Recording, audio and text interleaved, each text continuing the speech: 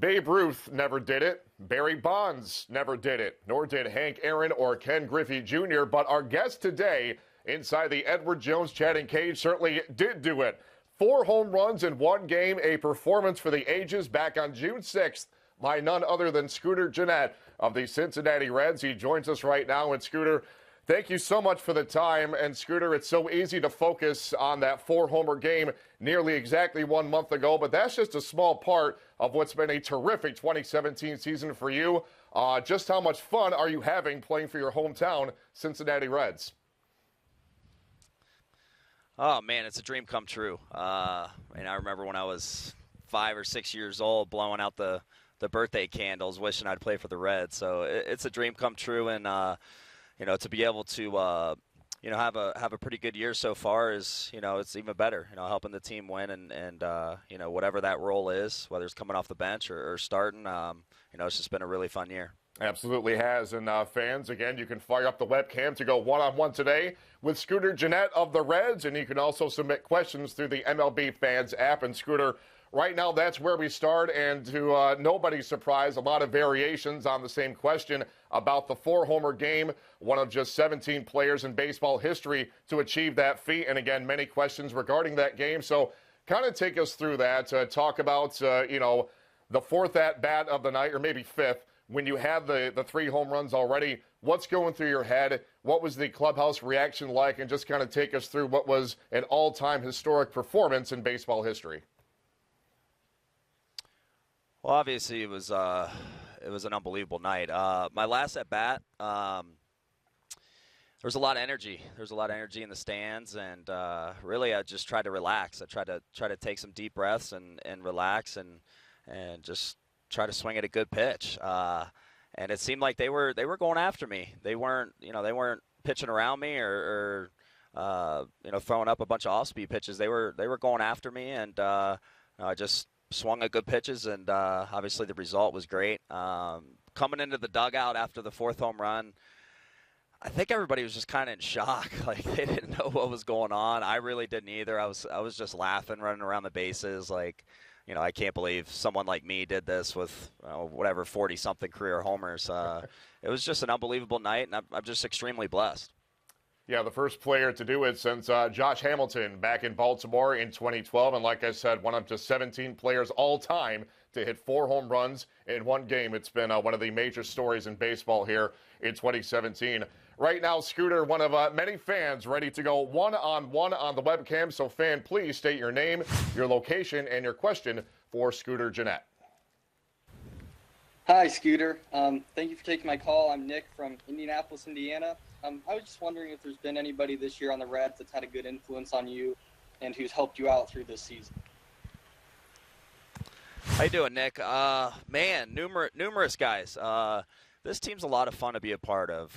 We've got a good mix of younger guys, veteran guys, but a lot of different personalities, which is a lot of fun over a long year. But man, I've talked to Joey Votto a lot. Joey Votto, Cozart, Bronson Arroyo, Scott Feldman. I mean, numerous guys, and everybody's willing to help each other out, kind of share some knowledge. And but man, having conversations with Joey Votto about hitting are definitely my favorite. So I would say Joey's probably the one that's helped me out the most. Yeah, I think for some reason he is still somewhat underrated by fans by and large, but he is one of the best pure hitters in all the game for quite some time, and Joey Votto, no doubt.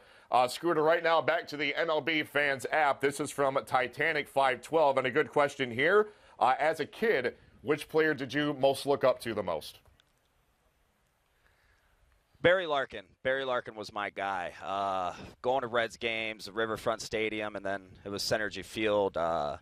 He was just an unbelievable player. Off the field, he was great in the community and always took the time to sign autographs. And he was just a great role model.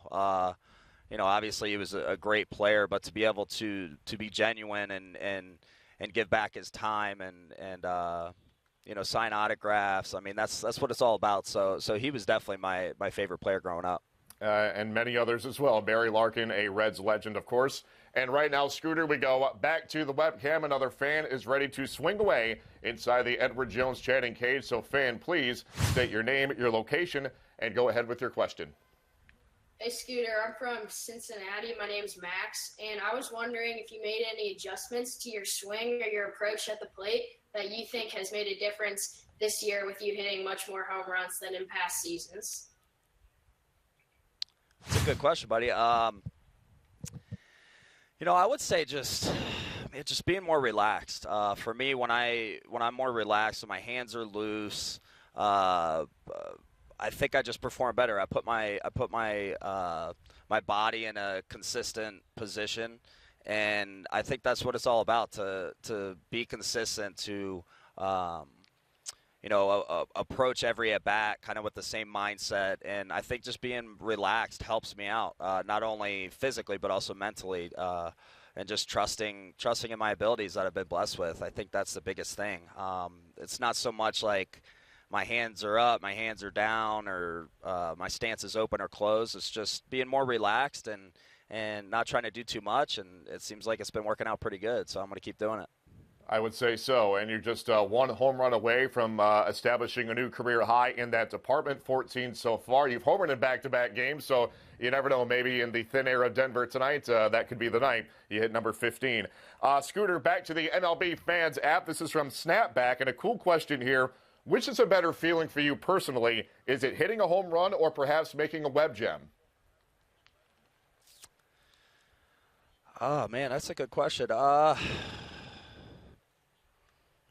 think making a good play, like throwing a guy out at home the other day, there was a ball hit down the right field line, and I threw the guy out at home, and to be able to save a run is I think a little bit more exciting. I mean, obviously hitting a home run, you're adding a run, but to save a run, to maybe pick up that pitcher is huge. I think there's a lot more excitement in the dugout when you come in after a big play than just your normal home run. So I would say a big play is probably better for me. All right, Scooter, right now we go back to the webcam. Another fan ready to tee off inside the Edward Jones chatting cage today. So, fan, your name, your location, and your question, please. Hey, Scooter. My name's Dylan, and I'm from Walton, Kentucky, which is about 20 miles south of Cincinnati. And just out of curiosity, has Zach got his donkey yet from Joey? I'm sorry, I couldn't hear you, buddy. What'd you say, Dylan? I think it was the question about the now infamous donkey between Zach Cozart and Joey Votto, I believe. I know that's been the talk of the town there in the Queen City. So what's going on with that donkey? I think Cozart's going to be getting a donkey here pretty soon. I don't know where it's going to be, if it's going to be in the locker room when we get back home, or maybe when he comes back after the All-Star game. But I think he's definitely getting a donkey. When Joey says he's going to do something, or whenever he says something, he means it. So I wouldn't be surprised if Cozart gets a donkey here within the next couple weeks. Yeah, that certainly seems to be the path that we're on. And, Scooter, right now we go back to social media, and this has been a popular question from a couple of different fans. They want to know, have you raced Billy Hamilton yet? And if so, what was the outcome? I haven't raced him. I really don't want to waste the energy. I think everybody knows what the outcome would be there. Maybe if I got like a 30-foot head start, I might be able to beat him to first base. But no, I don't plan on racing him. I don't want to embarrass myself. I don't want to waste the energy, especially here. The air's so thin, so you want to make sure you have some left in the reserve. I think that's a good call on your part. Anything short of Usain Bolt, I don't think could beat Billy Hamilton in a race. So a wise decision by you. Scooter, right now we go to the EDJ question of the day, and we touched on this at the onset, but to elaborate on it, having been born in Cincinnati, how excited were you when you knew that you were joining the Reds? It was a crazy day.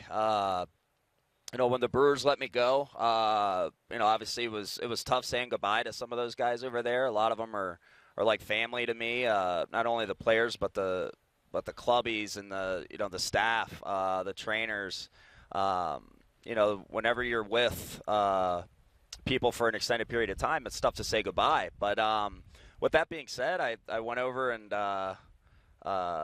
to Goodyear and joined the Reds, and I was super excited.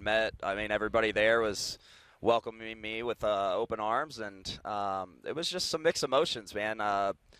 Some sad emotions, some really excited emotions too. But I kind of looked at it like a fresh start, and kind of a new chapter in my life and in my career. And I think being a Red is amazing. I couldn't think of a better team that I'd like to play for. So it's just a dream come true, and I'm extremely blessed, like I said.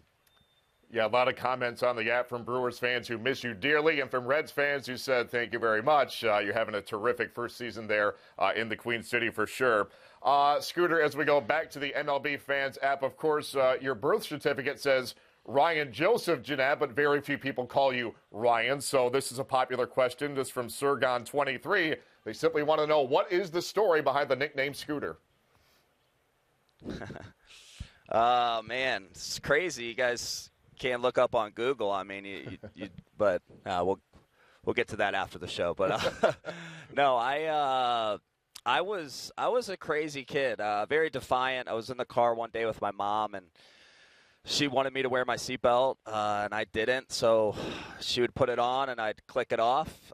She'd have to stop the car, get out, go to the back seat, put it back on, and I did that a few times, and she just got really upset, and I think she wanted to kind of scare me into, not only listening to her, but also like seatbelt safety and that you can get in trouble by the law. So she went to the police station, and when I was in there, the police officer, he asked me what my name was, and I made up Scooter Gennett, and Scooter was my favorite character on the Muppet Babies, and I think I saw a lot of similarities between him and myself. So I just rolled with Scooter, and the police officer, just by my mom's reaction, knew it wasn't my real name, and he asked me again, and I said Scooter, and I didn't answer to Ryan for I want to say like a year and a half, because I felt as though I'd get in trouble or get arrested. So it's just a crazy story, and it just kind of stuck after that. I would say it did. We hear a lot of good stories behind nicknames, and that is certainly one of the better ones right there. We certainly appreciate that. And right now, Scooter, we go back to the webcam. Another fan is ready to swing away inside the cage. So, fan, your name, your question, please. I'm Owen Christo from Boston, Massachusetts. Thank you guys for having me. And Scooter, what did you do differently on that day you hit 4 home runs? Because you had a lot of success at the plate. Is there anything you changed about your approach? Well, you kind of broke up there, but I got most of the question, I think. What did I do differently that day? Not too much. To be honest, I had a burger with some bacon and cheese and ketchup, and I'm not real superstitious, so I haven't ate a burger every single day before the game since then. I don't really expect to hit 4 home runs every day. So, but man, I think I just try to relax more. Like I kind of touched on before, I was going through a bad stretch there. I was like 0 for 19 or something like that, and I think I was just trying to do a little bit too much through that little mini slump, and I just wanted to relax more and swing at good pitches, and that was kind of my approach into that game, was just kind of keeping things simple and being as relaxed as possible. And I also got a new a bat, my bats, show bats. I got a new logo that day too, so I've stuck with that bat since then. But yeah, other than that, kind of did what I do every day before the game. Well, as most baseball fans know, for pitchers, a pitcher that throws a complete game under 100 pitches, that's called a Maddox. Maybe one day a 4-homer game will be known as a Scooter. It could really leave your imprint on baseball history. Time will tell. Scooter Gennett, it's been our pleasure to have you aboard. Thanks so much, and continued success to you and your Reds teammates in 2017. Hope you had fun today. Oh, I did. Thanks for all the cool questions. Absolutely. Scooter Gennett of the Reds joining us once again. That wraps up another edition of the Edward Jones Chatting Cage right here on MLB.com.